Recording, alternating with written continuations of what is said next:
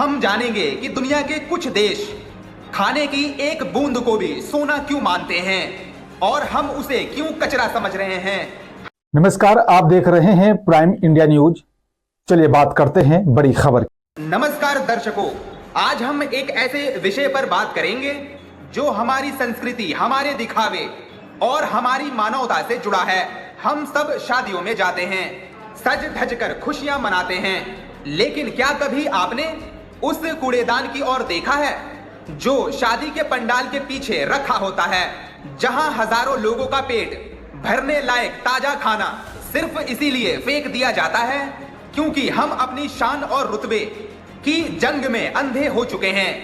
आज की यह वीडियो किसी पर आरोप लगाने के लिए नहीं, बल्कि हमारे ज़मीर को झकझोरने के लिए है। हम जानेंगे कि दुनिया के कुछ देश खाने की एक बूंद को भी सोना क्यों मानते हैं और हम उसे क्यों कचरा समझ रहे हैं। हमारे देश में शादियां दो दिलों का मिलन कम, धन दौलत की प्रदर्शन ज्यादा बन गई है। आइए इस कड़वे सच के 3 बड़े पहलुओं को विस्तार से समझते हैं। पकवानों की लंबी फहरिस्त और सब चखने की होड़।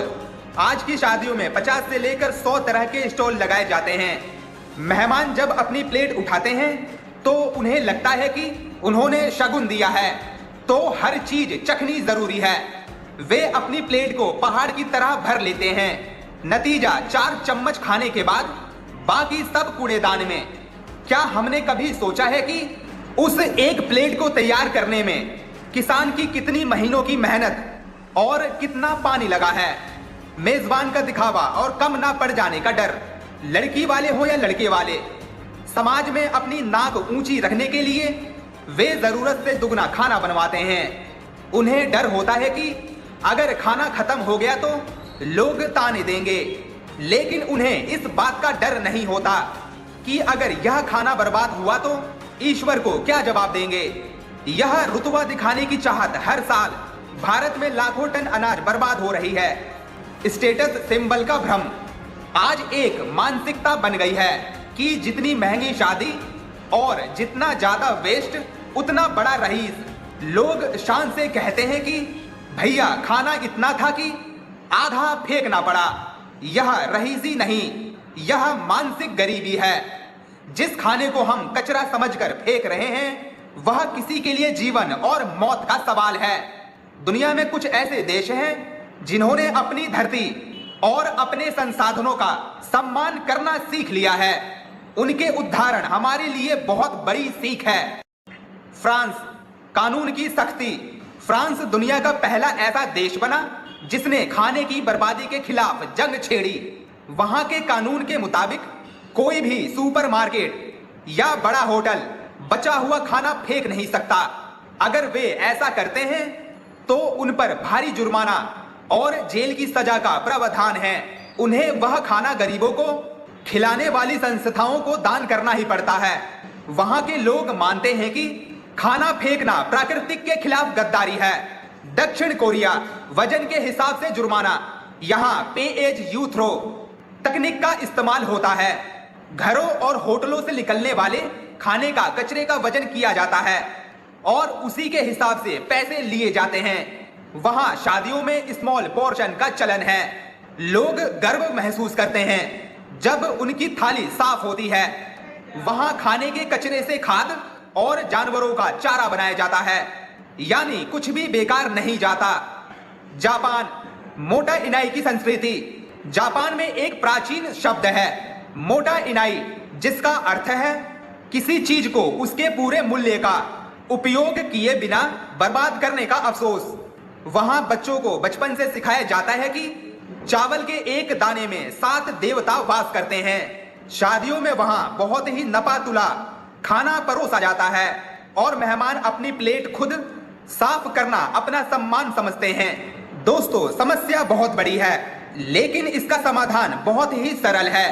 बस हमें अपनी सोच और काम करने के तरीके को थोड़ा बदलना होगा। आइए विस्तार से समझते हैं कि हम और आप मिलकर इस बर्बादी को कैसे रोक सकते हैं। छोटा हिस्सा और दोबारा लेने की आदत। अक्सर हम शादियों में देखते हैं कि लोग एक ही बार में अपनी प्लेट को पहाड़ की तरह भर लेते हैं।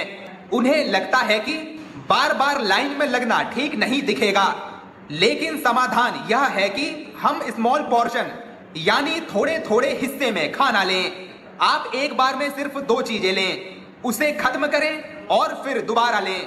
मेजबान को भी चाहिए कि वे प्लेट्स और चम्मचों का आकार थोड़ा छोटा रखें।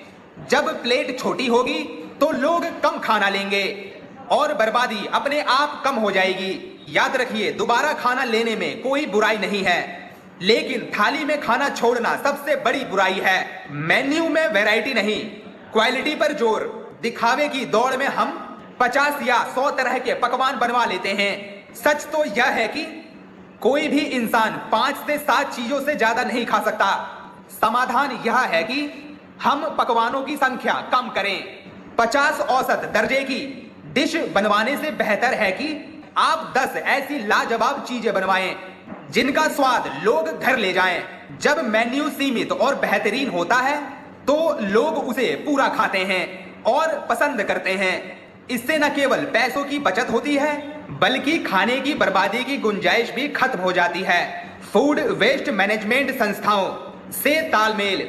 आजकल हर बड़े शहर में रॉबिन हुड आर्मी या फीडिंग इंडिया जैसी कई संस्थाएं काम कर रही हैं। समाधान के तौर पर आप ऐसी किसी संस्था से संपर्क करें। उन्हें बताएं कि आपके यहाँ इतने लोगों का खाना बन रहा है। शादी के अंत में जो भी ताजा और साफ खाना बच जाए, ये संस्थाएं तुरंत अपनी गाड़ियों में भरकर उन इलाकों तक पहुंचाती है जहां लोग दाने दाने को तरसते हैं। आपको बस एक फोन करना है और आपका बचा हुआ खाना किसी के लिए जीवन दान बन जाएगा। मेहमानों के लिए जागरूकता बोर्ड। शादी के खाने वाले क्षेत्र में छोटे छोटे और सुंदर बोर्ड लगाए जा सकते हैं जिन पर लिखा हो, कृपया उतना ही ले जितना आप खा सकें, या आपका छोड़ा हुआ एक दाना किसी की भूख मिटा सकती है।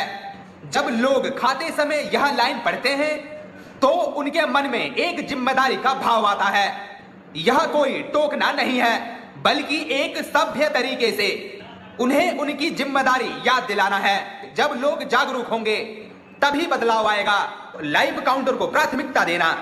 बर्बादी सबसे ज्यादा उन चीजों की होती है जो पहले से बनाकर बड़ी कढ़ाइयों में रख दी जाती है। समाधान यह है कि हम ज्यादा से ज्यादा लाइव काउंटर लगवाएं जहां खाना आपके आंखों के सामने गर्मा गर्म बने। लाइव काउंटर पर लोग उतना ही लेते हैं जितना उन्हें उस पल खाना होता है। इससे खाना ताजा भी रहता है, बेकार फेंकने की नौबत भी नहीं आती। अंत में मेरा यह सब कहने का उद्देश्य किसी को दुख पहुंचाना नहीं है। मुझे अपने देश से प्यार है, इसकी परंपराओं से प्यार है, लेकिन परंपराएं हमें दान देना सिखाती हैं, अपमान करना नहीं। जब हम हजारों रुपए के कपड़े पहनकर हजारों का खाना हम अपनी प्लेट में छोड़ देते हैं तो हम सिर्फ खाना नहीं छोड़ रहे होते, हम उस किसान का अपमान कर रहे होते हैं जो कड़कती धूप में हमारे लिए अनाज उगाता है। हम अपने भारत को स्वच्छ और महान देखना चाहते हैं तो इसकी शुरुआत हमारी थाली से होनी चाहिए। शान इसमें नहीं है कि आपकी शादी में कितना खाना बचा, शान इसमें है कि आपकी शादी की वजह से उस रात कोई गरीब भूखा नहीं सोया। आज की सबसे बड़ी सीख याद रखिए, अन्न का कोई धर्म नहीं होता, उसकी सिर्फ एक ही भाषा होती है, वो है भूख। आप जितने अमीर हैं आपकी थाली उतनी ही साफ होनी चाहिए, क्योंकि आपकी छोड़ी हुई एक जूठन किसी की एक दिन की जिंदगी हो सकती है। अगली बार किसी शादी में अपनी प्लेट भरते समय उस भूखे बच्चे का चेहरा जरूर याद कर लीजिएगा जो कूड़ेदान के पास खड़ा आपकी जूठन का इंतजार कर रहा है।